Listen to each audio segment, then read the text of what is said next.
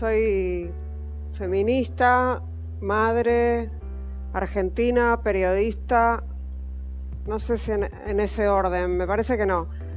No soy muy ordenada, no tengo muy claro cuál sería el orden más cronológico, creo que es el que acabo de dar.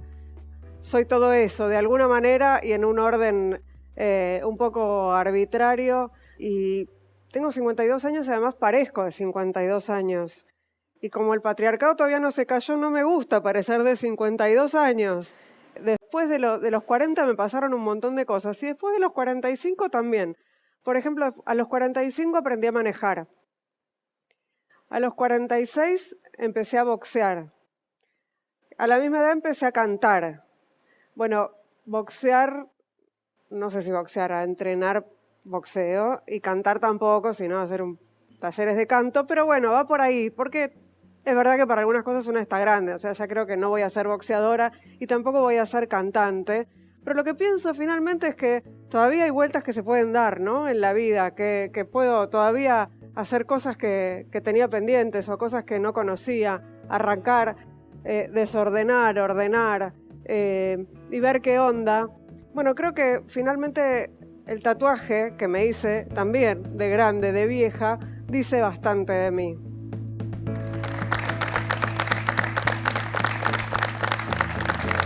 A veces me pregunto cuándo fue que me hice feminista y pensaba, bueno, nací en una casa donde mi vieja era feminista sin decir que era feminista, porque no hace falta ponerse una remera que diga feminista, pero no me reconocía feminista de adolescente, no es que fui adolescente hace bastante, pero sí, pensándolo para atrás y recorriendo la historia, pienso cuántas situaciones de discriminación pasé en mi vida peleando contra eso, ¿no? Discriminación en la adolescencia por no tener el cuerpo que había que tener, discriminación en el laburo. De todos modos, sí hay un hito enorme en mi vida que fue haber organizado junto con otras compañeras el Ni Una Menos del 3 de junio de 2015. Ese momento histórico en el que salimos por primera vez tantas mujeres a la calle a reclamar por nuestros derechos, porque no es que el feminismo nació ese día. El feminismo tiene una historia muy importante en la Argentina, pero ese día, ese 3 de junio de 2015, el movimiento de mujeres se convirtió en un actor, en un sujeto político, un movimiento del que ya nadie podía mirar para otro lado. De hecho, fue el movimiento que más veces salió a la calle hasta la pandemia. Y pensaba también cómo funcionó eso para mí y creo que para muchas otras, ¿no? Fue un acompañamiento, fue un abrazo colectivo, fue un pensar, no estoy sola, no me pasa solo a mí. Si yo pregunto, seguro que si yo le pregunto a las mujeres que están acá si alguna vez les pasó que las hayan acosado en el espacio público, en la calle. Si algún tipo les mostró alguna vez los genitales en la vía pública, estoy segura de que el 100% de las mujeres que están acá me contestan que sí. Y diría que la mayoría de los varones me contestan que no. Y de eso nos empezamos a enterar también ese día. Empezamos a hablar entre nosotras. Entonces no me pasa solo a mí, nos pasa a todas. Es el yo te creo hermana, es el estamos juntas. Creo que fue sí para mí y para muchas un antes y un después. Y ahí también me cambió la vida para ser más feminista. Cuando nos preguntan dónde están las feministas, ¿no? Que durante la pandemia no pudimos salir a la calle. Bueno, estamos custodiando lo que conseguimos, tratando de que no nos saquen nada de lo que logramos y pensando cómo hacemos para seguir adelante. Las feministas decimos que miramos el mundo con anteojos violetas, con gafas violetas. Es una metáfora para hablar de mirar el mundo con perspectiva de género. Lo que pasa es que una vez que te pones estas gafas violetas, después no te las podés sacar, no es que, bueno, listo, me las saco y ya no miro el mundo otra vez como era antes. Nos pusimos las gafas violetas y nos ponemos a pensar qué tienen que ver los femicidios con la desigualdad económica. Los femicidios son el último eslabón en la cadena de violencias que sufrimos las mujeres. Antes de que una mujer muera asesinada por su condición de género, sufrió otra clase de violencia, sufrió una cadena de violencias. La base de esa cadena de violencias, la base de esa pirámide que termina con un asesinato de una mujer solo por ser mujer, empieza con la desigualdad económica, empieza con una mujer que no tiene autonomía económica. Sobre esa desigualdad es sobre la que tenemos que trabajar.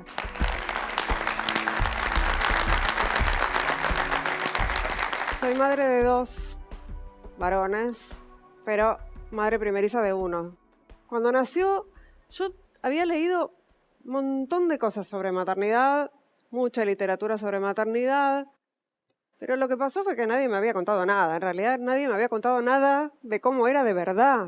Y una de las cosas que nadie me había contado es que las criaturas no duermen, o por lo menos mis criaturas no dormían. Bueno, todo eso nadie me lo había dicho y yo pasé 8 meses sin dormir. Un día dije, bueno, fin, voy a ser feliz igual, sin dormir. ¿Y qué puedo hacer con todo esto? ¿Qué puedo hacer con toda esta experiencia que tengo? Y la convoqué a una amiga, Paula Rodríguez, que acababa de ser madre primeriza también, y le dije, le sugerí, le propuse escribir juntas un libro que terminó siendo esta guía inútil para madres primerizas, que es mucho más honesta que todos los manuales de maternidad, porque dice desde el título que es inútil. Yo había leído un montón de literatura inútil que decía que era útil. Terminó siendo un libro feminista, porque lo que terminó pasando fue eso. Empezamos a desarmar los discursos dominantes sobre la maternidad. Y cuando hablo de discursos dominantes sobre la maternidad, no estoy hablando solamente de la literatura sobre la maternidad, que te dice que el mundo es rosa y que tenés que ser feliz una vez que pariste. O que si tu hijo no duerme a la noche es culpa tuya y sos una mala madre. Sino que en realidad los discursos dominantes son los que circulan por todos lados. Porque todo el mundo tiene una opinión formada sobre la maternidad. Todos, desde el taxista hasta tu suegra, todo el mundo sabe lo que le pasa a esa criatura y vos sos la responsable de todo lo que le pasa a esa criatura. Sobre la maternidad todo el mundo tiene una opinión formada y por eso decidimos escribir este libro. No nos quejamos de nuestros hijos, no nos quejamos de nosotras, sino que nos quejamos de todos los demás, que son los que te hacen mucho más difícil maternar. Sabemos que le sirvió a un montón de amigas, a un montón de madres primerizas. Fue medio sin querer, pero son estas cosas que tienen los feminismos, ¿no? De abrazar un poco a las que pasan por lo mismo que una. Así que lo que hice fue cultivar un solo consejo, uno, que vale para todos los órdenes de la vida, no solamente para la maternidad, que es hacer lo que puedas.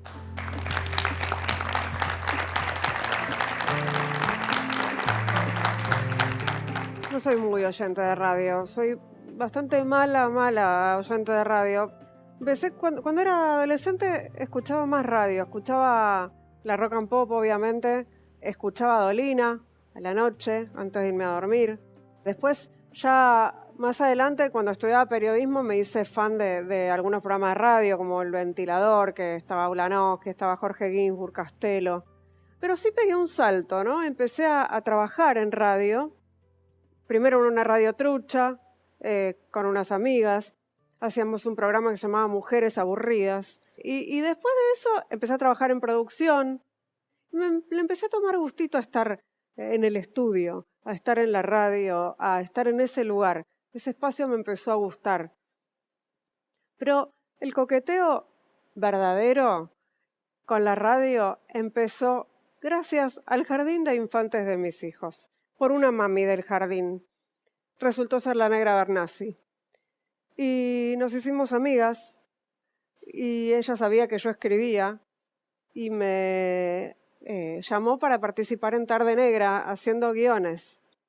Y después me largó al aire. Así que yo hice como una escuela de radio en donde me pagaban, porque aprendí qué es hacer radio de verdad.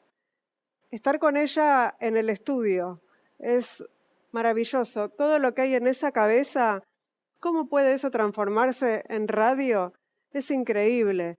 Yo diría que ahí nació el amor mío por la radio. Y esas indicaciones que ella te da esa escuela que vivís en esos estudios de radio, no hagas ruido, deja volar tu imaginación, construite un personaje, no saludes sin que yo te salude primero. La Negra Bernasi me dio aire para respirar, eso para mí es la radio. Si me preguntan qué quiero hacer profesionalmente, qué es lo que más me gusta, yo contesto radio. La verdad que les deseo a todas ustedes y a todos ustedes que encuentren el amor como lo encontré yo.